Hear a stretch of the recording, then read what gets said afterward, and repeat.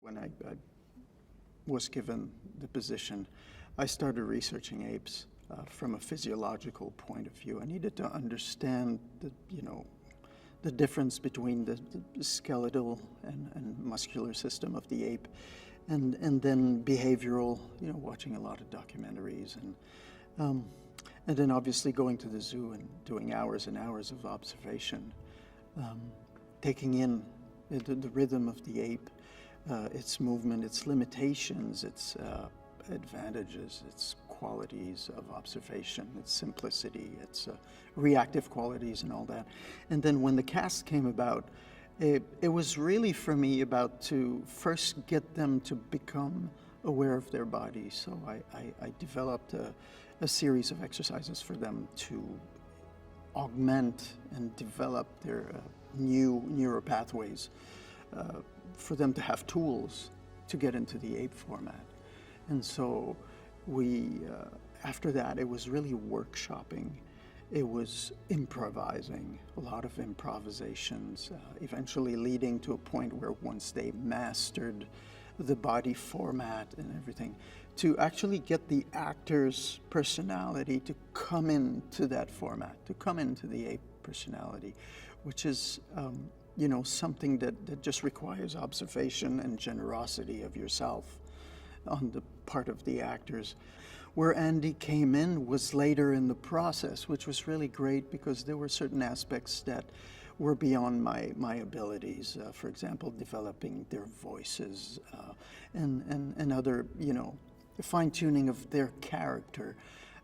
Which is where we had a chance to sit down with Andy and do some Zoom calls, and he was extremely generous of his person and made available all his experience for the actors, and they got to play scenes with him, and they really fine-tune the ape for the movie. So that was a beautiful contribution for sure. Wes is obviously an accomplished graphic artist, illustrator.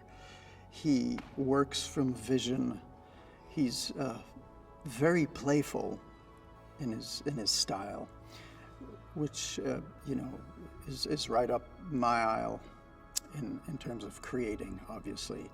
And he, in a way, risks a lot by being, intuitive when he comes to a scene and it's time to do it.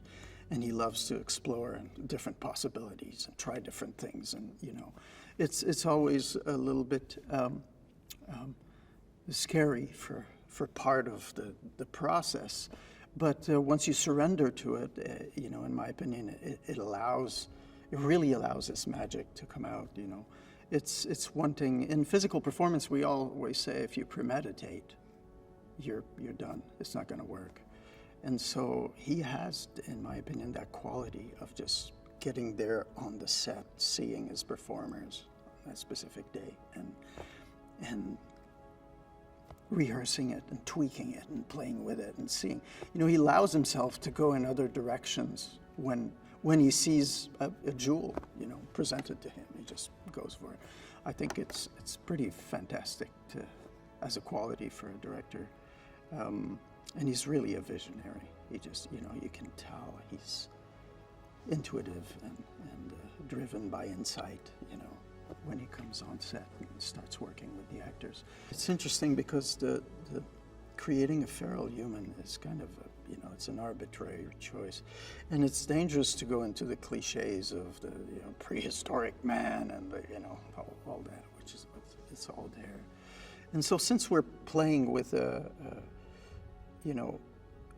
this is about 300-400 years after the death of Caesar and the pandemic that has caused humans to lose their cognitive abilities and their verbal abilities.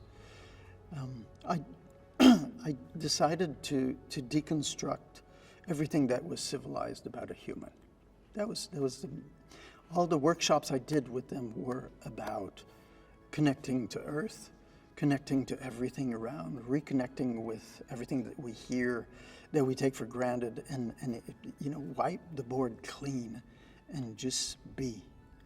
So that they retain their elegant qualities and their ability to use their hands, whatever, but deconstruct the way they run, the way they walk, and constantly be in touch with everything around them, which created a very vulnerable human being, which was, I think, very beautiful.